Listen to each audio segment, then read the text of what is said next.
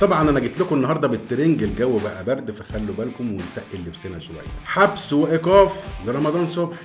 الاهلي والجيش الملكي المغربي مواجهه صعبه جدا. طب الاهلي هيلعب بكره ازاي؟ طب الجيش الملكي طريقه لعبه ايه؟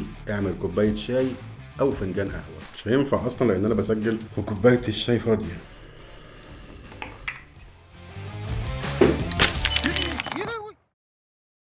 بس طبعا في البداية ما تنسوش نصلي على النبي عليه أفضل الصلاة والسلام، وسريعا نخش في حلقتنا النهاردة. بص يا صديقي، من شوية كانت كوباية الشاي اتشربت، تعرف إن في المونتاج أنا سجلت حاجة بعد ما خلصت. طب دلوقتي كوباية الشاي اتشالت، ده كده في واحد شاطر ومركز معايا في الفيديو. ما هو أنا برضو بسجل حاجة بعد ما قمت.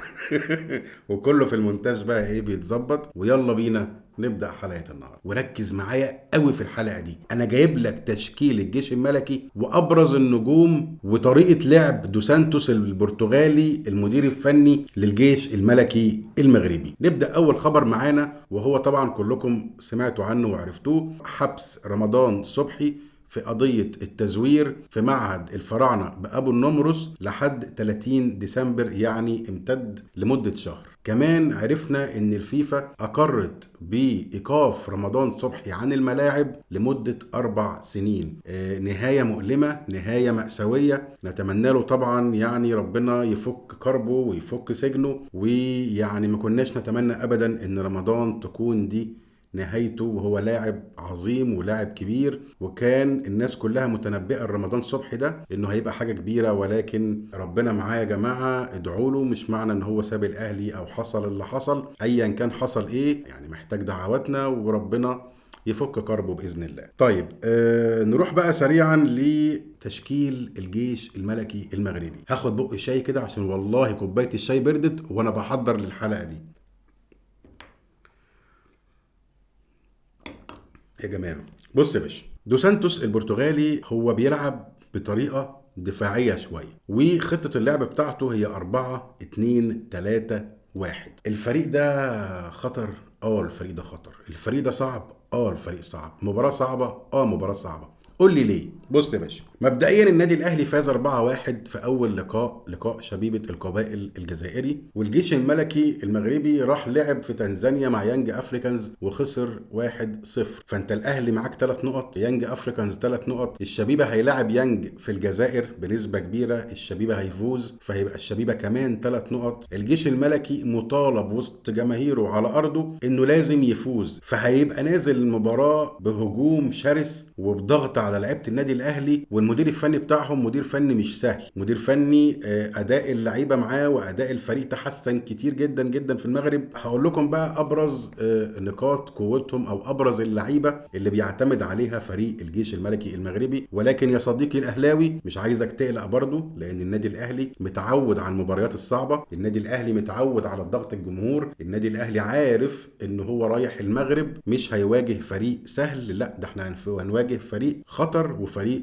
قوي. طيب نروح بقى لابرز اللاعبين عندهم. طبعا حراسه المرمى احمد رضا التكناوتي، سمعتوا عنه اكيد، هو كان حارس مرمى فريق الوداد المغربي ولعب قدام الاهلي مباريات كتير. يعني عندهم ابرز باكين يمين وشمال واقوياء جدا. انس باش ده الباك اليمين، وعندهم كارنيرو ده باك شمال، وفي باك شمال تاني ايضا اسمه جمال الشماخ. طيب هتقول لي بكره هيلعب بمين؟ هقول لك اكيد ما اعرفش، ولكن بنسبه كبيره اما نشوف التشكيل بكره قبل المباراه اللي هي هتكون الساعه 9 ان شاء الله هنعرف هو تفكيره ايه. يعني لو لعب بكارنيرو يبقى هو عايز يامن دفاعاته، لان كارنيرو في الدفاع اقوى من جمال الشماخ. طب لو لقيناه بيشارك باك شمال جمال الشماخ، تعرف عزيزي المشاهد ان هو نازل يهاجم هجوم صاروخي. يبقى النادي الاهلي ياخد حذره، ما نديش فرصه ان حد يعمل عرض. هجيلك في الكلام دلوقتي. ده كده الباك اليمين والباك الشمال. طب خط النص عندهم بيلعبوا باتنين، عندهم هيلمت ولاعب تاني، بس هيلمت بالتحديد اللي انا ذكرته لان هو شبه طريقه لعب عمرو السوليه، بيعرف يوصل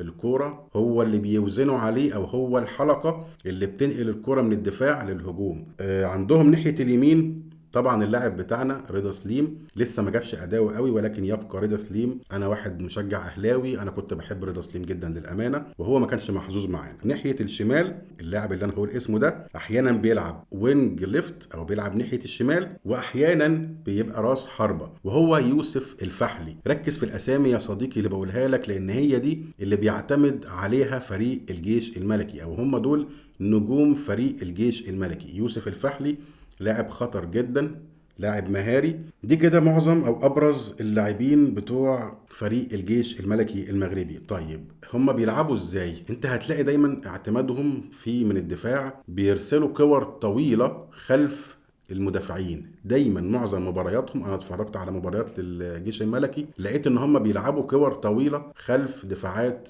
الفرق اللي بتنافسهم. وكمان بيلعبوا عرضيات كتيره قوي، من اي حته في الملعب تلاقيه بيعمل عرضيه. والكور الثابته برضو بيتقنوها اتقان شديد. فاحنا ناخد بالنا بكره ما نديش فرصه على قد ما نقدر ان العرضيات تكون كتيره على دفاعات النادي الاهلي طبعا. وكمان الباكين الشمال واليمين اللي انا ذكرتهم، اللي هو انس باش وكارنيرو او جمال الشماخ، ايهما اللي هيشارك، بيخشوا لعمق الملعب. جمال الشماخ ده دايما طاير، بتحس ان هو مش باك، بتحس ان هو جناح اكتر منه باك. بينضموا لعمق الملعب، عرضياتهم والكور الثابته خطيره جدا. بيلعب دايما كور طويلة في عمق دفاع الفرق اللي بتنافسهم. طيب الأهلي بقى يعمل إيه بكرة؟ نيجي بقى للكلام المهم في الحلقة. الأهلي يا جماعة بكرة مطالب منه بحاجتين. يعني أنا أتمنى إن المباراة تبدأ الأهلي هم هينزلوا ضاغطين وصواريخ وحماس والجمهور ومش عارف ايه. اتمنى ان احنا ممكن نفاجئهم، يعني هم على ارضهم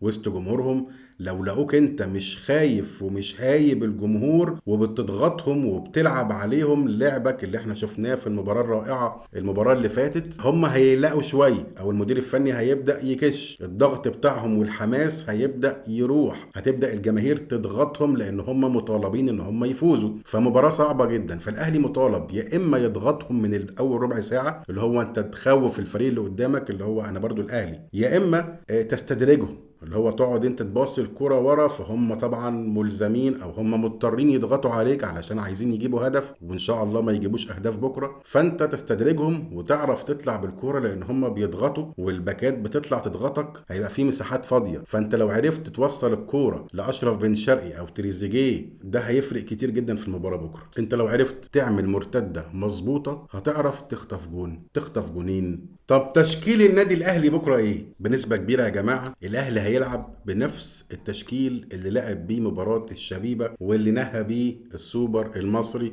اللي هو هيكون في حراسه المرمى طبعا مصطفى شوبير نظرا لغياب محمد الشناوي، في اليمين محمد هاني، قلبي دفاع ياسين مرعي، ياسر ابراهيم، ناحيه الشمال هيكون احمد نبيل كوكا، وسط الملعب مروان عطيه وديانج، زيزو، تريزيجيه، بن شرقي، وممكن هنشوف بكره محمد شريف او طاهر محمد طاهر حسب ما رؤيه يستروب هتكون ايه. ولكن نتمنى التوفيق للنادي الاهلي باذن الله. مباراه مش سهله، مباراه صعبه، ولكن النادي الاهلي فريق كبير، فزي ما انت معامل حسابهم هم عاملين حسابك 1000 مرة. المباراة هتكون بكرة بإذن الله الساعة 9 مساء، مذاعة طبعا على بين سبورت فقط. نتمنى بإذن الله كل التوفيق للنادي الأهلي. بعد كده هيحصل وقف للدوريات، ولأن طبعا المنتخب هيشارك في أفريقيا، والمنتخب التاني هيلعب في بطولة كأس العرب. الدوري هيتوقف، النادي الأهلي هيوحشنا لمدة شهرين أعتقد، وبإذن الله نتمنى التوفيق للنادي الأهلي. دي كده حلقتنا ودي كده أخبارنا. أشوفكم دايما بأفضل صحة وأفضل حال. شكرا ليكم. السلام عليكم.